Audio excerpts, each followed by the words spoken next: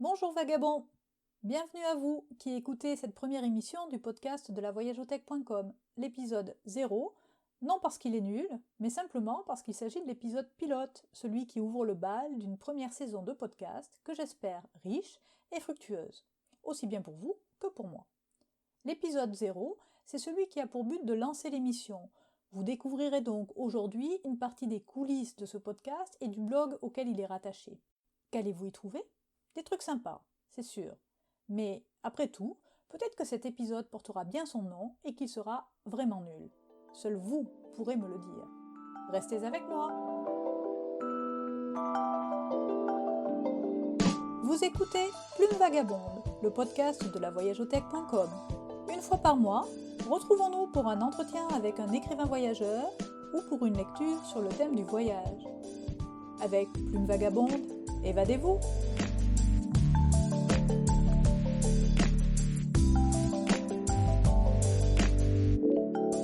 Bonjour vagabonds, je suis Karine Poirier, auteure et blogueuse sur lavoyageothèque.com.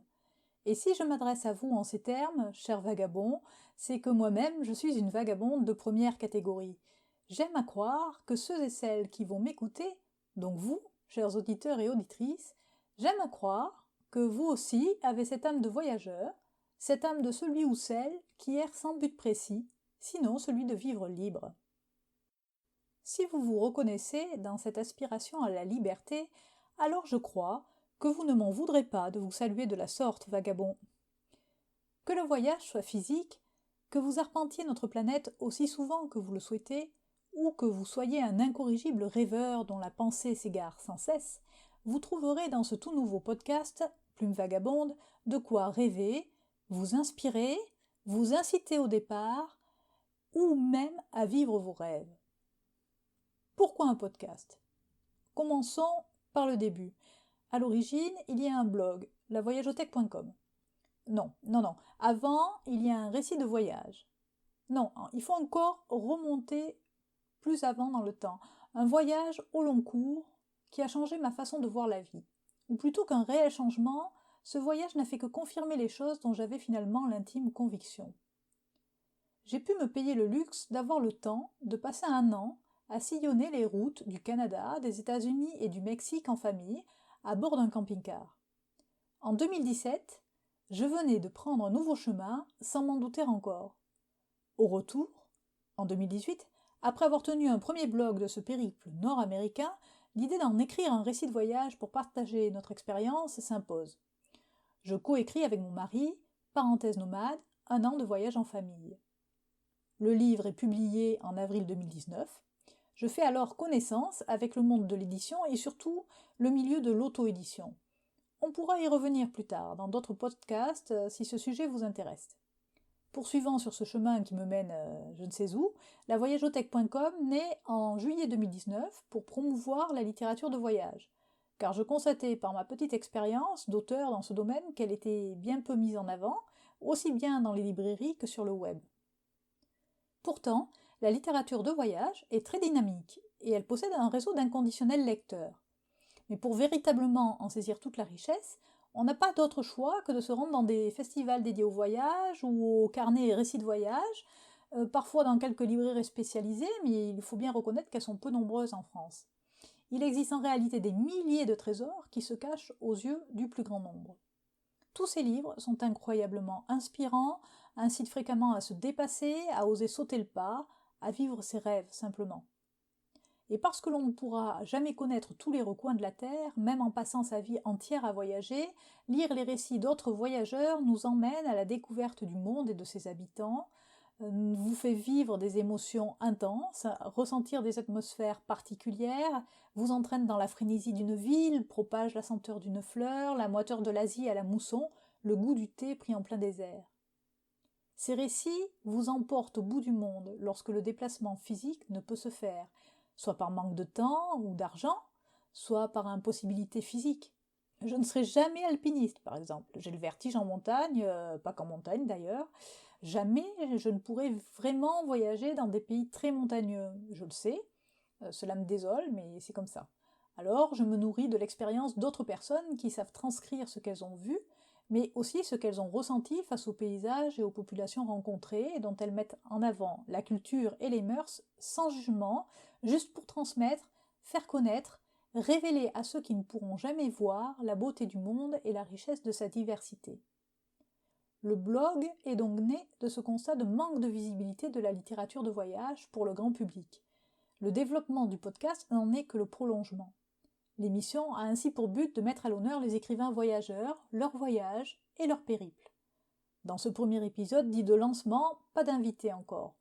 Pour le prochain, un auteur dont j'ai chroniqué le livre sur le blog sera certainement présent pour parler de son voyage, de son livre et pourquoi pas, répondre à vos questions. Aimeriez-vous poser des questions à un écrivain voyageur ? Sans doute. Je vous révélerai le nom de mon invité au préalable et vous inviterai à lui faire vos demandes. Suivez lavoyageautech.com sur les réseaux sociaux ou abonnez-vous sur le blog si vous voulez participer. Bon, avec toutes ces explications, vous avez sans doute saisi ce qui se cache derrière le nom du podcast. Plume vagabonde, parce que la plume de l'écrivain fait bien souvent ce qu'elle veut, que la direction qu'on lui donne intellectuellement au départ du projet n'est que rarement suivie, et que le travail d'écriture est fait d'errances, de tours et de détours, de chemins sinueux avant d'aboutir à quelque chose. Et parce que le stylo, le clavier, le calepin, les pinceaux du voyageur sillonnent la terre dans le sac à dos ou la valise de leur propriétaire, ce nom était tout indiqué. Ce nom, je le trouve poétique aussi. J'y vois une plume qui virevolte et chemine au gré du vent, qui se laisse porter par les éléments et les aléas de la vie, qui vit l'instant présent, un état que l'on est pleinement disposé à vivre en voyage. J'aurais pu l'appeler plume nomade ou stylo nomade, comme cela m'a été soufflé, mais cela aurait fait plus tendance, c'est certain, le terme nomade ayant le vent en poupe aujourd'hui, mais je préférais un nom hors du temps, qui n'est pas à la mode, mais ne sera pour autant jamais démodé. Des vagabonds, il y en a toujours eu, et il y en aura encore longtemps. Le vagabondage, on pourrait le définir comme la liberté de faire ce que l'on veut de notre temps, d'aller où on veut quand on veut. C'est précieux, et ça s'entretient, parce qu'aujourd'hui, notre société nous laisse peu le loisir de flâner. Plume Vagabonde vous emmènera donc une fois par mois à la rencontre des auteurs et de leurs périples. Aujourd'hui, personne si ce n'est moi, je ne vais pas m'auto-interviewer, je vous propose donc la lecture de quelques lignes d'un récit de voyage que j'ai récemment chroniqué sur le blog. Il s'agit de Carnet d'éternité, 30 ans sur les chemins du monde, de Philippe Montillet. Dans ce livre sorti fin 2018, l'auteur a rassemblé 30 ans de souvenirs de voyage. Alpiniste et infatigable marcheur, il a parcouru de nombreux endroits sur la Terre. L'extrait est issu de son récit d'un voyage au Mustang en 1995, région de l'Himalaya, située au nord-est du Népal.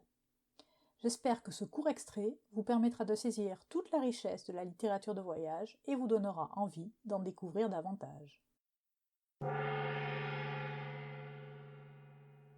Notre présence mit en évidence le sens peu commun de l'hospitalité du peuple tibétain au Mustang, et ce, malgré le caractère tout à fait récent de la présence d'étrangers ici.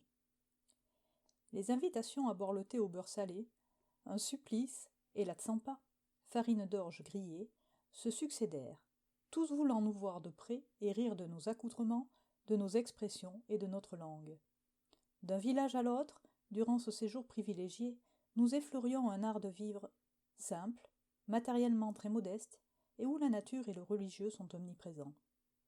Une identité parfaitement conservée, non aliénée par les agressions de la société de consommation en outrance dans laquelle baigne l'Occident. La magie n'opérait pas à sens unique. Nos vêtements, nos chaussures, nos lunettes solaires, mon appareil photo attiraient la convoitise, suscitaient, comme je le dis plus haut, des rires, mais aussi de l'admiration. Au terme de ce voyage exceptionnel, nous étions une fois de plus le jouet d'un envoûtement étrange. Notre tête était ailleurs, frôlant une vérité rare, entre démons et merveilles. Adossé à la lourde porte de la ville fortifiée, je contemplais les environs et compris que ce départ était synonyme d'un retour prochain. Cette région du bout du monde me manquait déjà. Je devinais, à mon émotion, que je reviendrais sous peu. L'émission se termine. Merci d'avoir écouté jusqu'au bout cet épisode 0. On se retrouve le mois prochain avec un format plus long afin que mon invité ait le temps de s'exprimer. En attendant, rejoignez-moi sur lavoyageautech.com pour découvrir les derniers articles et télécharger mon guide en ligne 50 astuces pour voyager pas cher en organisant vous-même votre voyage. Il est offert et vous recevrez ensuite toutes les nouveautés du blog directement dans votre messagerie, ainsi que les exclusivités réservées aux abonnés. J'en profite pour remercier mes fidèles lecteurs de la première heure, ceux qui me suivent depuis le début de cette aventure. Car oui, tenir un blog, puis diffuser un podcast, c'est une sacrée aventure pour moi. Un voyage en terres inconnues, aussi passionnant qu'une escapade à l'autre bout de la Terre. Évadez-vous, lisez, voyagez. Ciao vagabonds, à la prochaine.